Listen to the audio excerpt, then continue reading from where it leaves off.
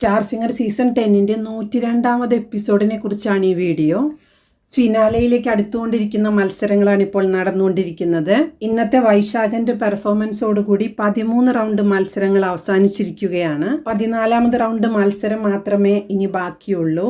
അതിനുശേഷം എലിമിനേഷൻ ഉണ്ടാവും. Big boss തുടങ്ങുന്നതിന് മുന്നേയും കോമഡി കുക്സിന്റെ ഫിനാലെ കഴിഞ്ഞതിന് ശേഷവുമായിരിക്കും സ്റ്റാർ സിംഗറിന്റെ ഫിനാലെ വെക്കുന്നത്. ഇന്നത്തെ എപ്പിസോഡിൽ ഗസ്റ്റായി എത്തിയിട്ടുള്ളത് കോമഡി കുക്സിലെ ടീമാണ്. 2 പ്രശസ്തരായ ഷെഫുമാരും പിന്നെ ഷോയുടെ അവതാരികയായിട്ടുള്ള ട്വിങ്കിളുമാണ് എത്തിയിട്ടുള്ളത്. പ്രേക്ഷകർക്ക് ഏറെ ഇഷ്ടപ്പെട്ട ഈ ഷോയിൽ ജഡ്ജസായി എത്തുന്നത് ഷെഫ് നളനും ഷെഫ് പിള്ളയും ആക്ട്രസ്സായ ഭാവനയുമാണ്. അത്ര പരിചിതമല്ലാത്തൊരു മുഖമായിരുന്നു ഇതിലെ ആങ്കർ കൂടിയായ ട്വിങ്കിളിൻ്റേത്. പക്ഷെ വളരെ മിടുക്കിയാണ് ട്വിങ്കിൾ. ഇവരെ കൂടി കൊണ്ടുവന്ന ഇന്നത്തെ എപ്പിസോഡ് പൊളിക്കാനാണ് ഏഷ്യാനെറ്റിന്റെ പരിപാടി. ഇരു ടീമുകളും മികച്ച രീതിയിൽ മത്സരിക്കാനായി റെഡി ആയിരിക്കുകയാണ്. ആൽബം സോങ് റൗണ്ടിൽ ആദ്യമായി മത്സരിക്കാൻ എത്തുകയാണ് വൈശാഖൻ. ഓർമ്മകൾ എന്ന സൂപ്പർ ഹിറ്റ് ആൽബത്തിലെ ഗാനമാണ് വൈശാഖൻ സെലക്ട് ചെയ്തിട്ടുള്ളത്. ഓർമ്മയ്ക്കായി ഇനിയൊരു സ്നേഹഗീതം എന്ന അതിമനോഹരമായ ഗാനം പാടിയിരിക്കുന്നത് KJ യേശുദാസും KS ചിത്രയും ചേർന്നാണ്. ഒരുപാട് പേരുടെ ഓർമ്മകളിൽ തങ്ങി നിൽക്കുന്ന ഈ മനോഹരമായ ഗാനം വൈശാഖൻ മികച്ച രീതിയിൽ തന്നെ പാടി.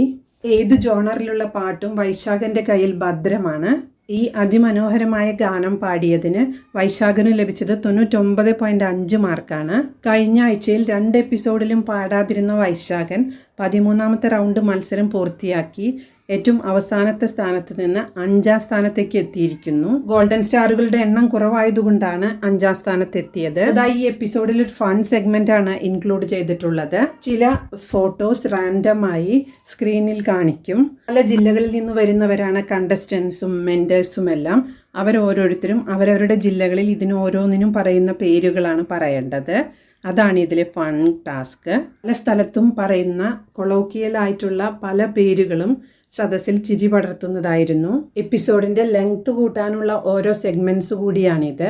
എന്തായാലും പല ഭാഗത്തും പറയുന്ന പേരുകൾ മനസ്സിലാക്കാൻ പറ്റി. മത്സരം വീണ്ടും തുടങ്ങുമ്പോൾ ഡ്യുവറ്റ് റൗണ്ടിൽ പാടാനെത്തുന്നത് അർജുനും തീർത്ഥയുമാണ്. Hello my dear wrong number എന്ന ചിത്രത്തിലെ ഗാനമാണ് ഇവർ 2 പേരും കൂടെ ചേർന്ന് പാടുന്നത്. മോഹൻലാലും ലിസിയും പാടി അഭിനയിച്ച മനോഹരമായ ഇൻട്രോ അർജുനും തീർത്ഥയും രസകരമായി തന്നെ അവതരിപ്പിച്ചു. നീയൻ കിനാവോ പൂവോ നിലാവോ എന്ന് തുടങ്ങുന്ന ഗാനമാണ് ഇവർ 2 പേരും ചേർന്ന് കോംപ്ലിമെന്റ് ചെയ്തുകൊണ്ട് തന്നെ പാടിയത്. തീർത്ഥയ്ക്ക് 15ഉം അർജുന് 14 ഗോൾഡൻ സ്റ്റാർസുമാണ് ഇതുവരെ ലഭിച്ചിട്ടുള്ളത്. അർജുൻ എന്തായാലും പഴയ ഫോമിലേക്ക് തിരിച്ചു വന്നിട്ടുണ്ട്.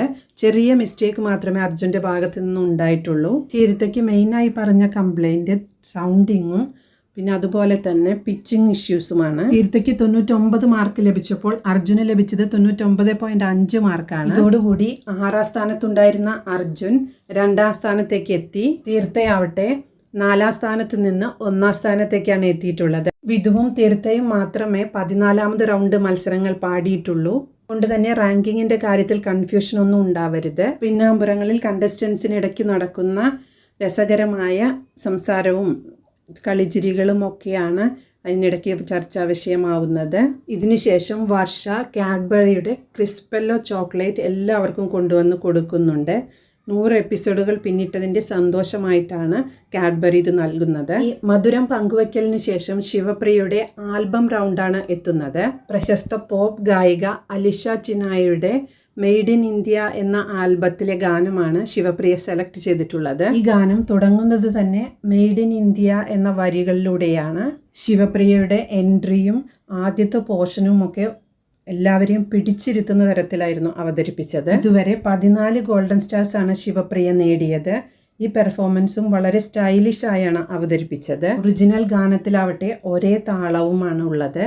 എന്നിരുന്നാലും ശ്വേതയും ശിവപ്രിയയും മിഥുനും ചേർന്ന് ഈ ഗാനത്തിന് ഒരു പുതിയ സ്റ്റൈല് കൊടുത്തിരിക്കുകയാണ്. എല്ലാവരെയും കൂടെ തുള്ളിക്കുന്ന തരത്തിലുള്ള ഒരു പാട്ടായിരുന്നു ഇത്. റാപ്പും പോപ്പ് മ്യൂസിക്കും എല്ലാം ചേർന്ന് ഒരുക്കിയെടുത്ത ഈ ഗാനത്തിന് 100 മാർക്കാണ് ചിത്രചേച്ചി നൽകിയത്. പാട്ട് കേട്ട് അതിശയിച്ചിരിക്കുന്ന ജഡ്ജസിനെ കാണാമായിരുന്നു. ഒരുപാട് മോഡുലേഷൻസ് വരുത്തിയിട്ടുള്ള ഈ പാട്ടിനെ ഒരുക്കിയെടുത്തിട്ടുള്ളത് ശ്വേതയാണ്. അതുപോലെ തന്നെ ഓർക്കസ്ട്രയ്ക്കും ഒരു പ്രത്യേക നന്ദി പറഞ്ഞിരുന്നു ഇവർ. ഇതോടുകൂടി 1395 മാർക്കോടെ ശിവപ്രിയ വീണ്ടും 1ാം സ്ഥാനത്തേക്ക് എത്തുകയാണ്. ശിവപ്രിയയ്ക്ക് നല്ലൊരു വെല്ലുവിളി ഉയർത്താൻ പോലും ഇപ്പോൾ ഇതിൽ ആളില്ല എന്നുള്ള അവസ്ഥയാണ്. ഒരു പ്രതീക്ഷയുള്ളത് വൈശാഖനിൽ മാത്രമാണ്. 13 റൗണ്ട് മത്സരങ്ങൾ അവസാനിക്കുമ്പോൾ ടോപ്പ് 5 എന്നത് റാങ്ക് 1 ശിവപ്രിയയും, 2 കൃഷ്ണശ്രീയും, 3 തീർത്ഥയും, 4 വൈശാഖനും, 5 അർജുനുമാണ്. ടോട്ടൽ റാങ്ക്സും എലിമിനേറ്റ് ആവുന്നത് ആരാന്നൊക്കെ ഉള്ള വീഡിയോ ഇട്ടിട്ടുണ്ട്.